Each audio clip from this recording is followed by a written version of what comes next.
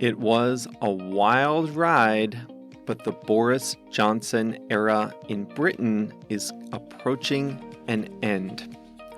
Hi there, everyone. I'm Jeff, and this is Plain English lesson number 489. Here at Plain English, we help you upgrade your English with current events and trending topics. If you're just listening on a podcast app, welcome, but I recommend you also check out the website where we have a full accompanying lesson. That is posted at plainenglish.com/489, courtesy of JR, our producer. Coming up today, no one is remotely indispensable. With those words, British Prime Minister Boris Johnson resigned after a roller coaster 3 years leading the UK government. We'll trace the rise and fall of this larger-than-life figure.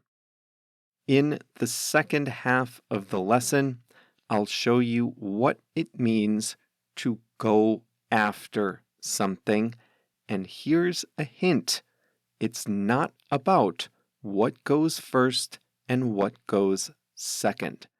Go after, in this sense, means something different. JR also has a song of the week. You might recognize it. We've got a lot of ground to cover, so let's get started.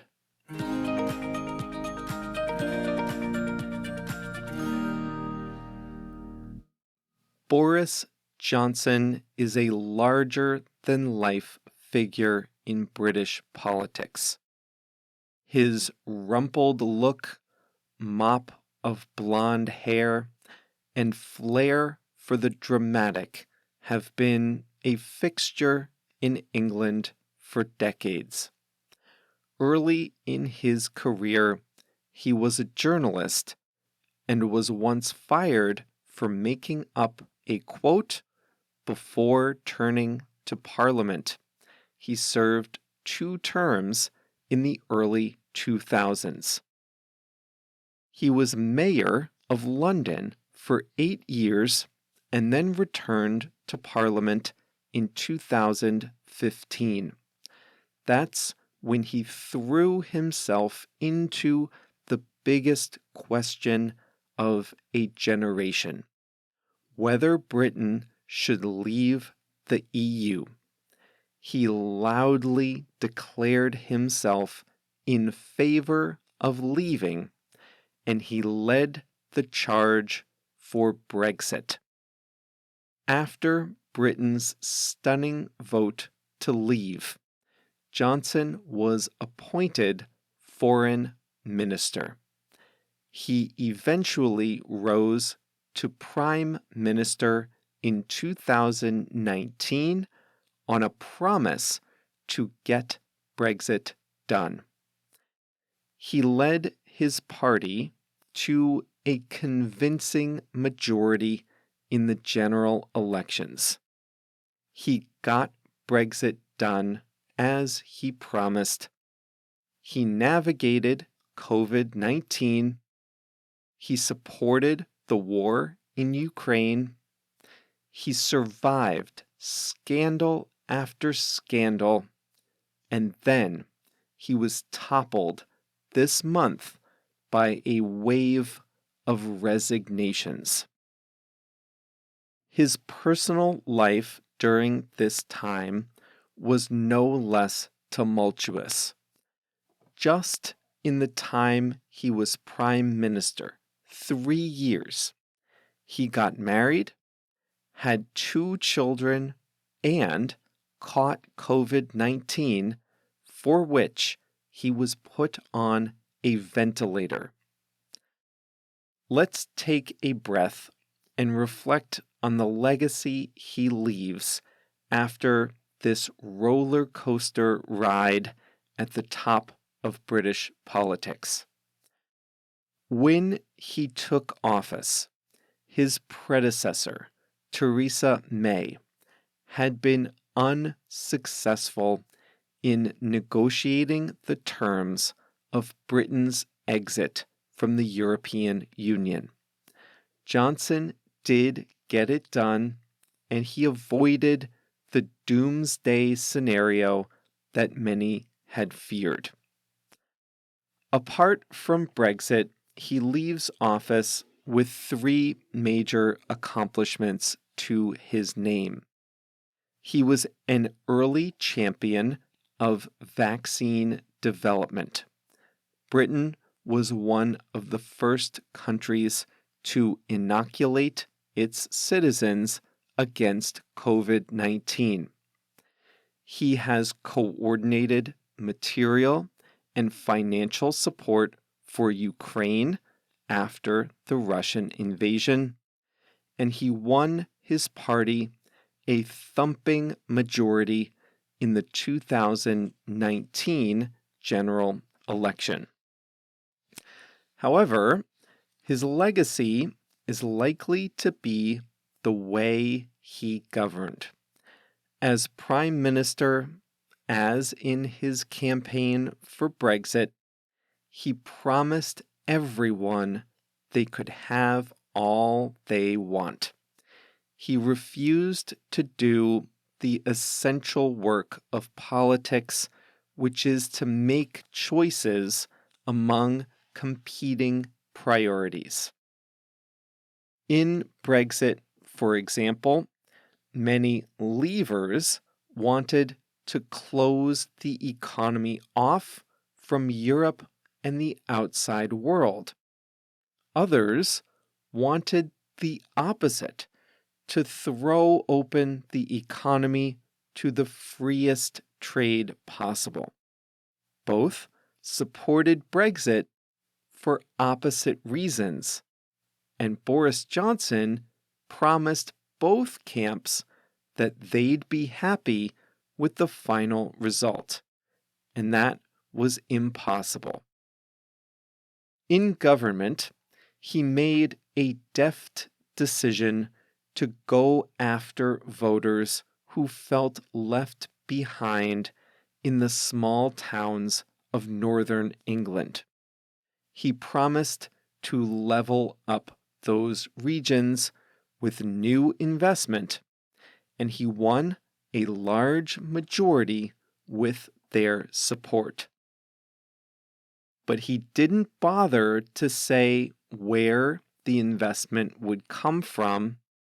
He didn't detail how the investment would raise those towns' prospects, and he didn't square his promises with another wing of his party that wanted lower taxes and lower spending. Instead, he relied on his own charms and political skill to get him out of these internal contradictions. And for years, it worked.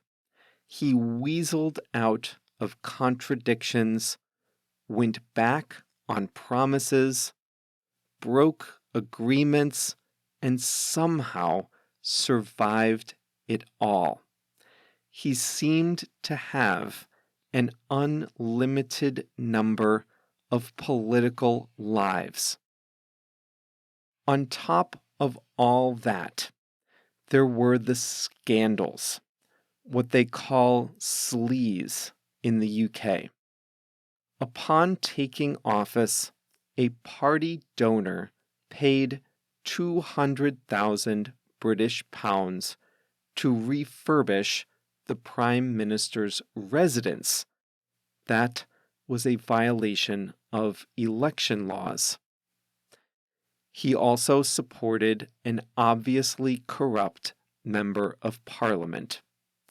And then there were the parties, one after another, during the coronavirus lockdown.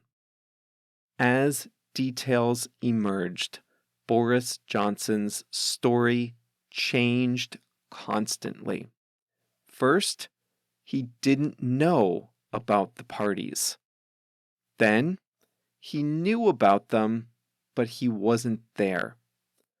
Then, he was there, but he wasn't drinking. Then, he was drinking, but he didn't know it was against the rules.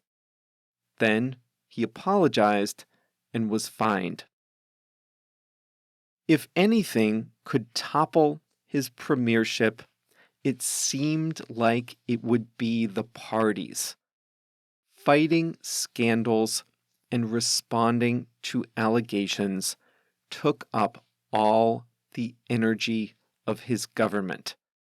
But he managed another Houdini act and just barely survived. Some hoped he had been scared straight from his brush with political death.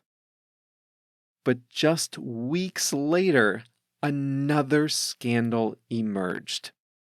He appointed someone to his government with a history of sexual harassment. That person was most recently accused of groping two guests at a dinner party.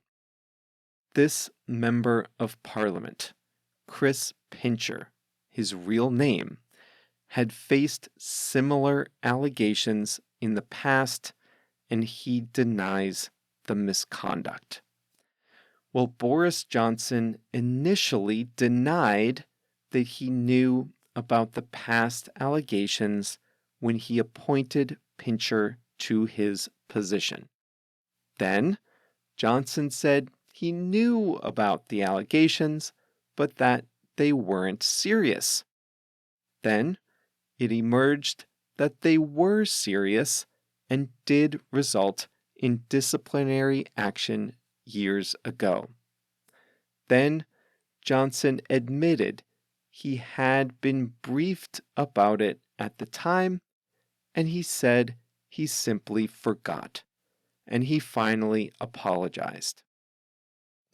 Well, this was too much, even for his most loyal ministers, who said he was no longer fit to govern. Minutes after Johnson apologized for this latest scandal, the finance and health ministers resigned their posts. Over the next days, dozens of other ministers would resign from the government. About a third of all appointed posts stood vacant, paralyzing the government. 2 ministers resigned just 36 hours after they were appointed. So many ministers quit that the BBC kept a ticking counter of resignations on the bottom of its screen. Even in resignation, Johnson attempted another escape act. He said he would resign, but he would still lead the government until October, when a new leader of the Conservative Party could be selected.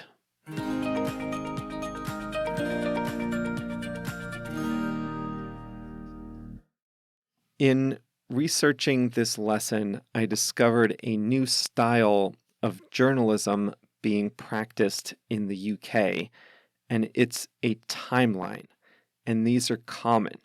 They go something like this. There's a description of a scandal at the beginning, and then there's a heading for each day for like a week or two where they trace the arc of the Prime Minister's story from denial to apology. And day by day, heading by heading on these websites, you can see the story changing. On one of our live calls with Plain English Plus members, someone asked about Al Gore, our former vice president years ago here, Al Gore. And I casually mentioned that Al Gore never could get over the sense that he was boring. And I realized when I was saying that the world could really use a few boring leaders right now, Britain especially.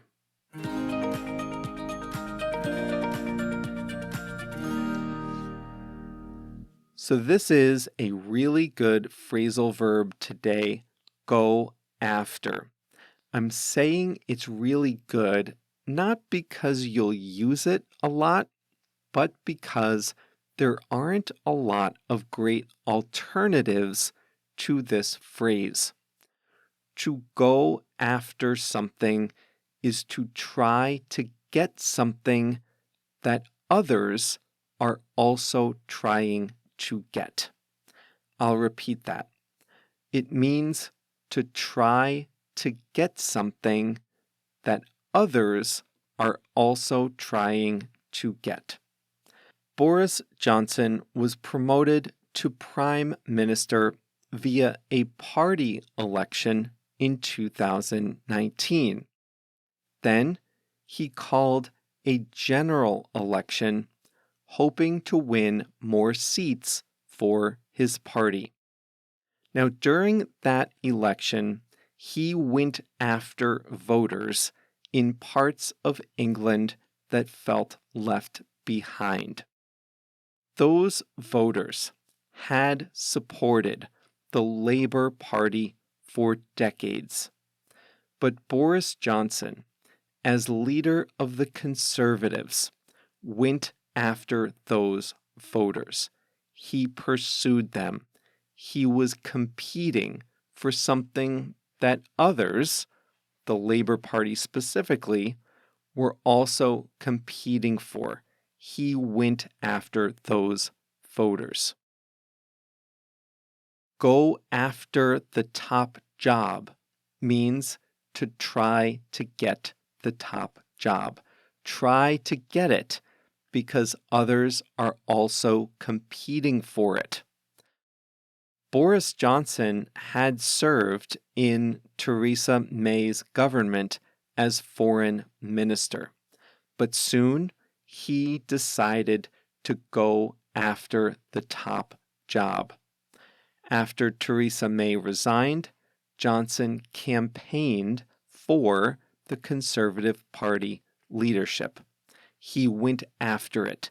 He competed against other people for the top job, and he won. Who will go after the top job now? There will undoubtedly be a lot of candidates. But if I were a British politician, I don't think I'd go after the top job now.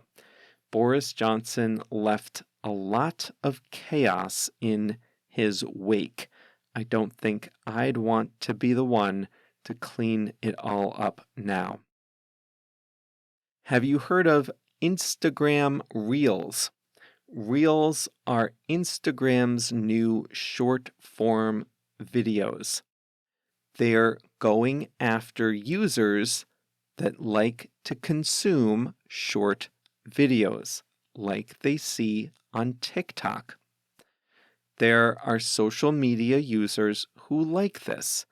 TikTok is going after them. Now, Instagram is going after them. And YouTube has a new product called YouTube Shorts. They are all going after people who like watching these short videos one after another. They're all pursuing, competing for, trying to get the same thing.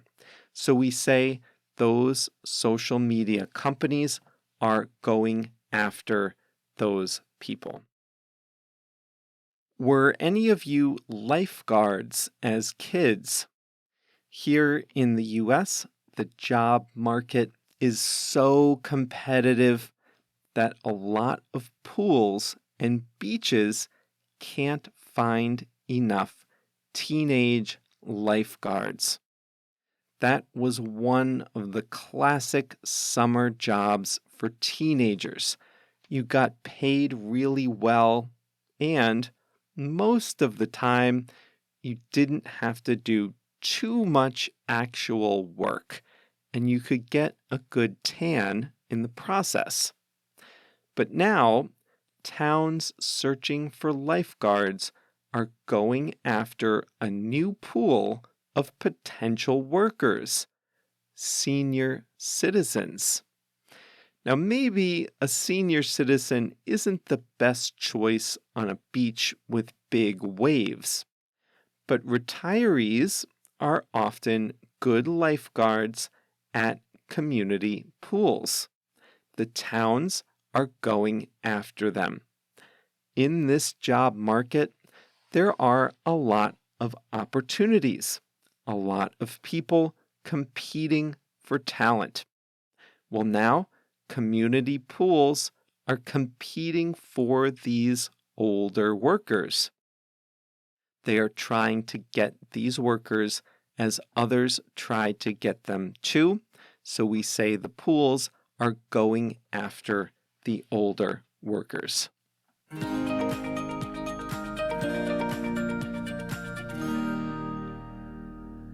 JR has selected a song of the week. Listening to music is a great way to engage in some passive English learning. More on that in a minute. Today's song is All My Days by Alexi Murdoch. As soon as I pressed play on this song, I recognized it. It has been in a lot of TV shows: Grey's Anatomy, Scrubs, Sense8. I didn't watch any of those, but I instantly recognized the song, so I know I heard it somewhere. But I have a feeling that JR picked it because it's in a new series called Conversations with Friends. So see if you recognize this one. It's called All My Days by Alexi Murdoch. Thanks, JR, for that song selection this week. I forgot to mention before that you can go after your dreams. That means to pursue your dreams, try to get them. Maybe it's not a direct competition with someone else, but to achieve your dreams, you have to work at it and pursue what you want. You have to go after it. And if your dreams involve English, the best way to go after your dreams is with active learning. Listening to podcasts, listening to songs, watching movies, that's all good stuff, but it's passive learning. To make real progress, you want to be an active learner. And to help you along with that, I prepared a short video on how to become a more active learner. Check your email for a link to that, but if you're not getting the emails, you can still see the video at plainenglish.com/active. There are some great tips in there about how to turn some everyday things into active exercises, and a lot of them are totally free. So check out that video. It's not long, just 5 minutes on the intro, and then the full video is about 30 minutes. You can get it all by going to plainenglish.com/active, ACTIVE, plainenglish.com/active, or just click the link in the notes to this lesson in your podcast app. That's all for today. We'll be back on Monday with a new lesson. See you then.